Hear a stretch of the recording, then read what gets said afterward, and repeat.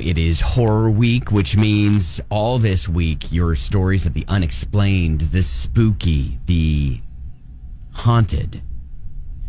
All week, I feel like we've spoken to a listener, Katie, and she has given us examples of ways that just the spirits seem to be attracted to her and her husband.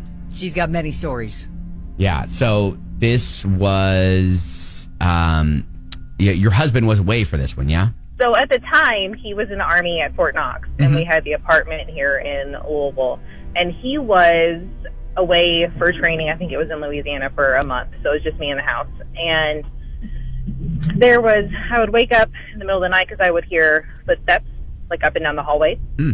But it would never come in the room. And so it was one of those things I just kind of let it be. It would stop at the doorway, and it might walk away, but it never came in the room. So I just kind of let it be. How do you sleep with that? Like, if I'm feeling like there's like ghostly footsteps out in the hallway, I'm not sleeping all night. Were you able to sleep? Yeah, but see, you eventually get used to this stuff. I mean, once it happens. Do you? Okay, go on. And so that one was, like I said, as long as it was out in the hallway, I was good. Now, when it was a problem was he left to go to his training, and it would come in the room and walk around the bed. Oh, gosh. Yeah, I'm not sleeping. Right. Then I'm not sleeping. Then I started having a problem, and I decided at that point, I said, screw it. I'm not sleeping like this. So I went the rest of his training. I slept on the couch in the living room because at least the back of the couch was against the wall. And I was like, you know what? If it's going to walk around me, it's only going to walk in front of me. I'm not going to let it walk all around me. So, gosh. So I slept the rest of his training. I slept on the couch. Okay. All right. Thank you, Katie. I couldn't have even stayed. That's insane. But I feel like when you've been used to this sort of thing happening around you, I guess you just understand. That's crazy. So we got a story from Melissa. She said, my family lived in a house that experienced some strange things. First thing, my mom's grandfather just passed away before my brother and I were born. I was a few weeks old and my dad worked night shift, so my mom was home with 2 little kids.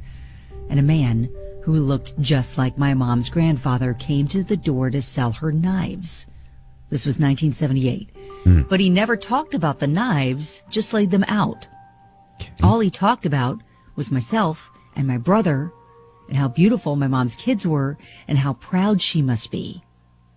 He packed up his knives, said, take care of yourself and these babies, and walked out the door.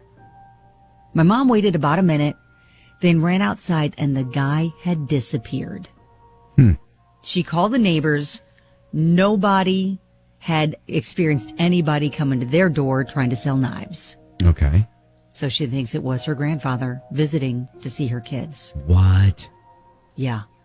And on another note, her grandfather loved to whittle wood, so she thinks that's why he had knives. Oh, that is so crazy. I know. All right, if you've got a story that you'd like to share, you can always text it to us or call us 502-571-9970. Melissa's got a couple more we'll share.